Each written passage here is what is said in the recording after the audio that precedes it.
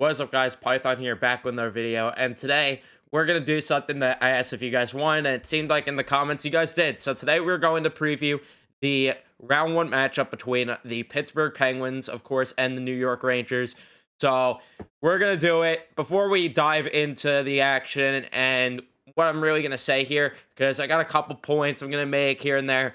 But before we do that, be sure to leave a like on the video if you do enjoy. Subscribe if you guys are new, especially if you're Ranger fans. We recap every single thing and cover every single thing Rangers here on the channel. And with the playoffs starting, you already know the content's going to be absolutely insane here, so you don't want to miss out on that. Turn the notifications on as well so you know exactly when I upload. But I did want to quickly, before we dive into just statistics and everything and what I want to do with this preview, I want to highlight a quote that came out from Gerard Gallant this morning. So I ended up quote tweeting it, which you should follow me on Twitter at CorePython. Link is in the description if you do want to follow me there.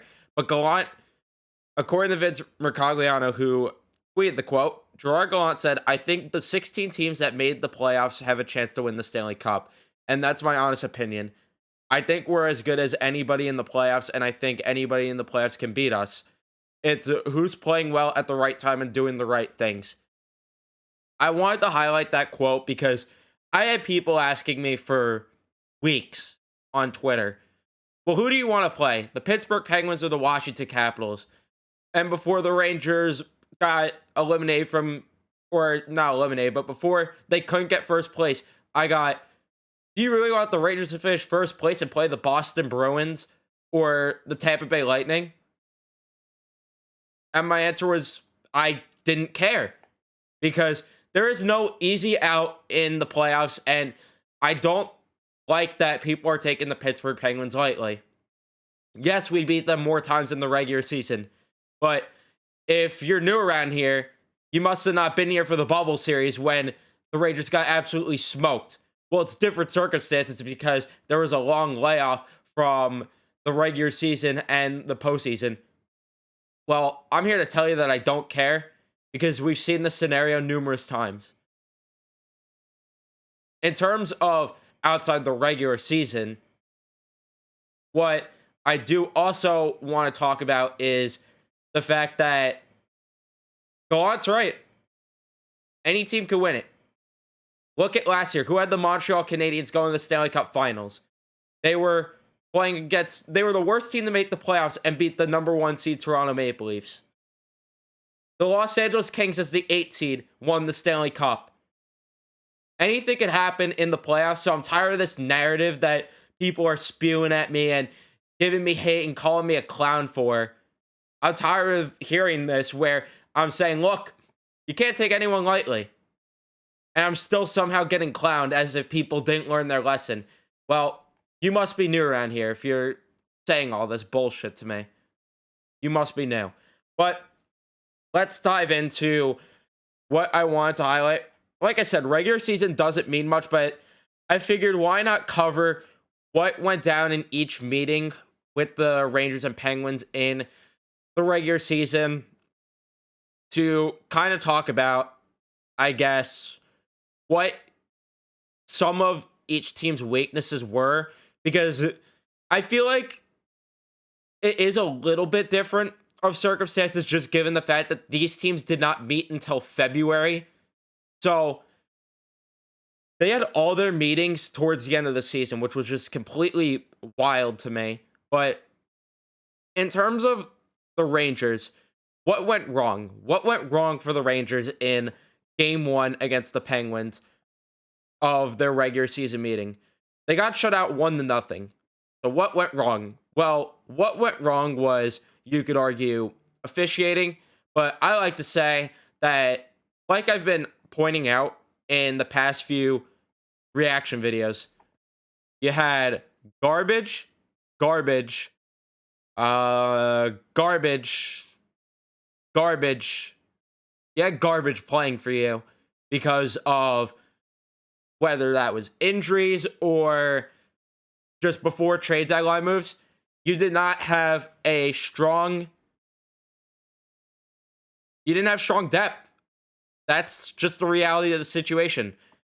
What did the Penguins do right in this game too?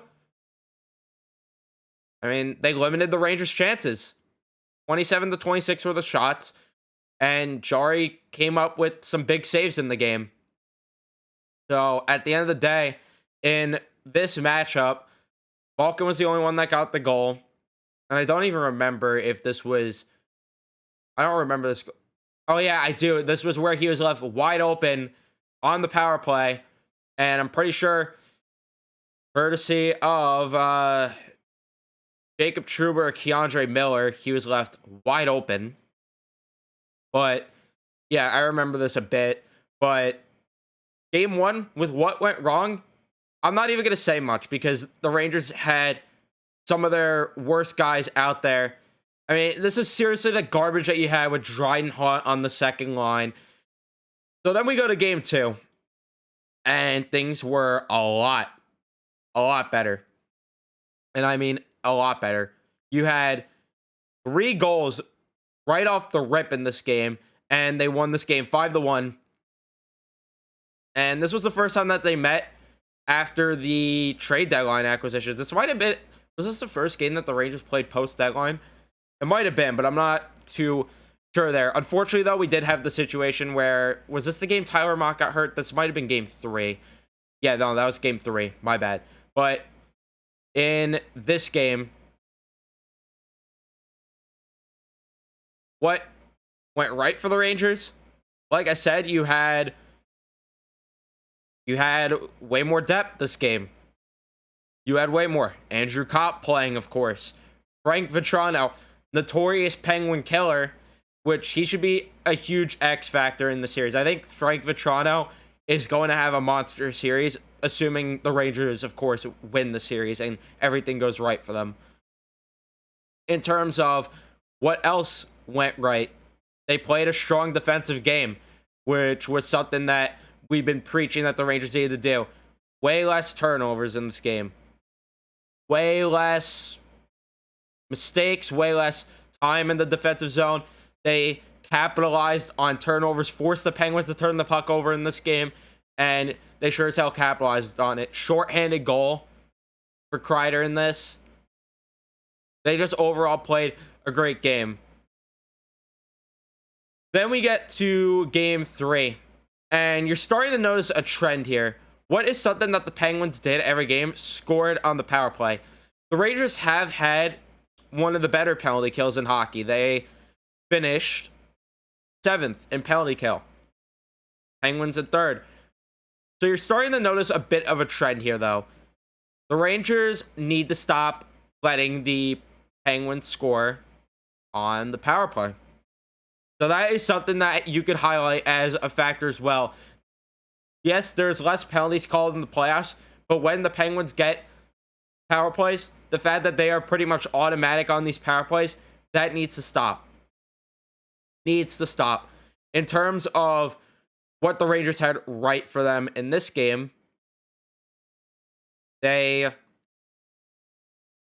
limited a lot of Penguins' chances. 24 shots on goal for the Penguins, and they capitalized on opportunities. Frank Vetrano, of course, scoring a goal because that's what he does against the Penguins. Kreider scoring on the power play. Another thing, the Rangers' power play is going to have to be automatic because, as we know, the Rangers' power play was one of the best in the league, being 4th. And it just sucks. The Penguins were all the way down 19th, but for whatever reason, it was an Achilles heel whenever the Rangers played the Penguins, except for the last game. That was a bit of an outlier. Unfortunately, you did have Tyler Mott, who ended up getting hurt towards the end of this game. So that was a huge blow. He should be back. I feel like he might be back for the playoffs. Am I mistaken? Was he? No, he got hurt in the last game. Wow, I am really blanking. I don't know why I keep blanking. But yeah, he got hurt in the last game. But again, you had depth. Like that. This is just something that I'm preaching. You had depth, and that's just something that's going to be the difference for the Rangers in this series versus how they would have had. If you asked me before the trade deadline, I say no way the Rangers win the series. Now, I'm feeling way more confident. But again, I'm still not taking the Penguins lightly because made that mistake before. You can't take anyone lightly. But there's not even much really to talk about this game. This was really the most playoff-esque game of the 4. And then this game ended up being a complete shutout for the Rangers. Frank Vatrano, of course, scoring. Again, unfortunately, you lost Tyler Mott at the end of this game. We finally get it because for whatever reason, I thought it was game 2. Then I thought it was game 3. Then I thought it was game 4. Or then I found out it was game 4. But Tyler Mott, unfortunately, getting hurt. When will he be back?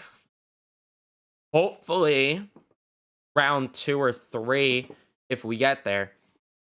Will he be back? Who knows? He apparently hasn't been skating, so that is something that is unfortunate. But this game, Igor Shesterkin, you of course had waving to the Penguins at the end of the game, and that could either go really well or really poorly by the end of this series. So we'll have to wait and see there. And another thing the Rangers I really liked that they did in the last few games against the Penguins is they exposed Tristan Jarry. In the first game, they couldn't figure out how to score on the guy. In the last 3 games, they figured out how to expose Tristan Jarry. Another thing they did right, they did not let the Penguins score on 3 of their power plays. So the penalty kill looked really good. And at the same time, though, you didn't have Crosby here playing this game. So can you put much stock into the power play not scoring?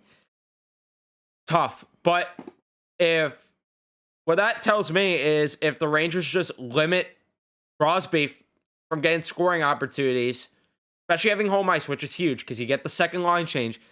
You put Adam Fox and Ryan Lindgren every single time you can out there. When Sidney Crosby is on the ice, you're putting yourself in a prime position to win. Because something that I like that the Rangers, I think, have an advantage of in the series is forward depth. I think the forward depth is stronger for the Rangers considering the deadline acquisitions.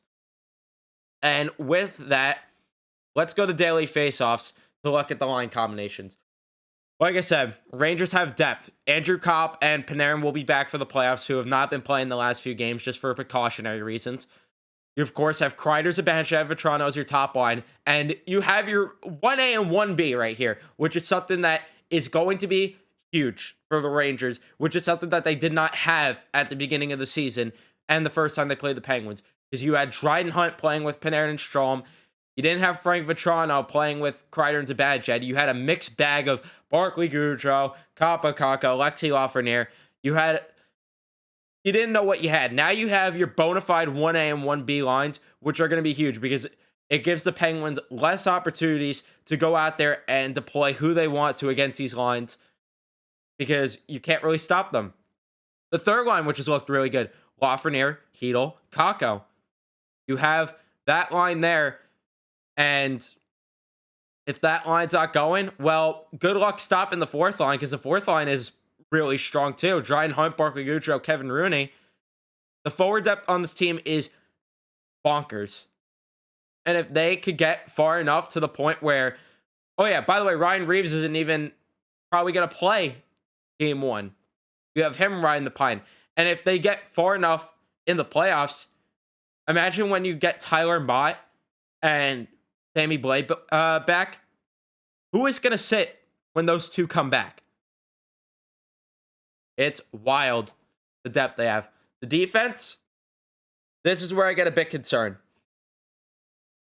We need way less of Patrick Nemeth and even Braden Schneider. Schneider, I feel like, has made a couple of poor defensive mistakes towards the end of the season. As long as, like I said, you deploy the top pair every time Crosby's on the ice, and then you have Trouba and Miller stay solid.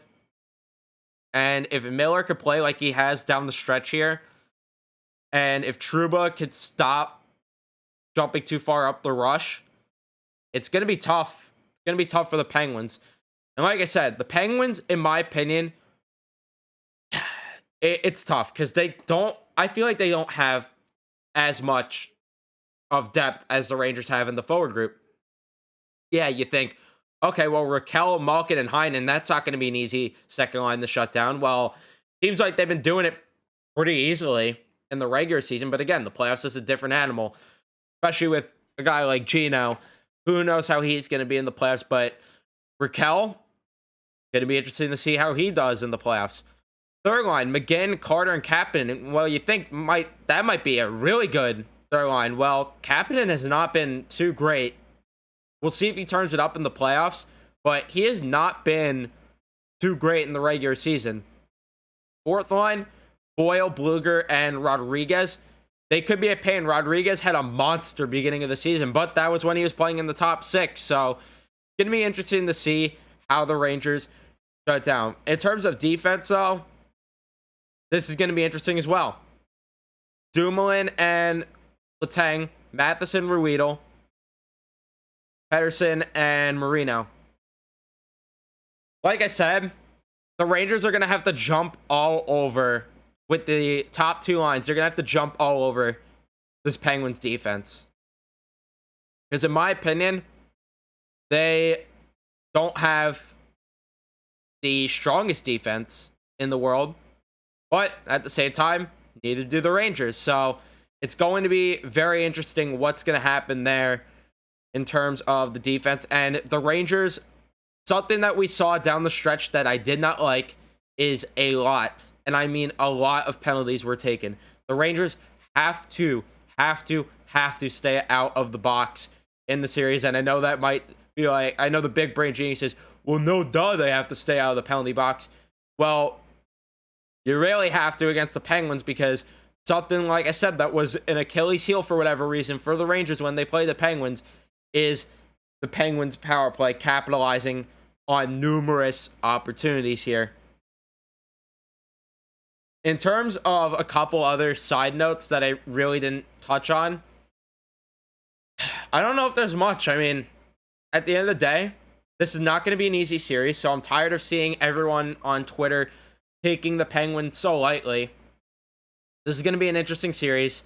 My prediction was the Rangers win this in 6, but I could easily see it going 7. I could easily see the Rangers finishing them quickly. I could see the Penguins finishing us quickly. Igor Shesterkin, I think, is going to make or break the series as well. If Shesterkin is playing best game, which I feel like he could, I feel like they're going to cruise through this. But at the end of the day, in the playoffs, you get exposed for your weaknesses, so it's going to be interesting to see. Let me know your predictions for the series. Let me know if I missed any points also in the comment section. Be sure to leave a like on the video if you did enjoy. Subscribe if you guys are new.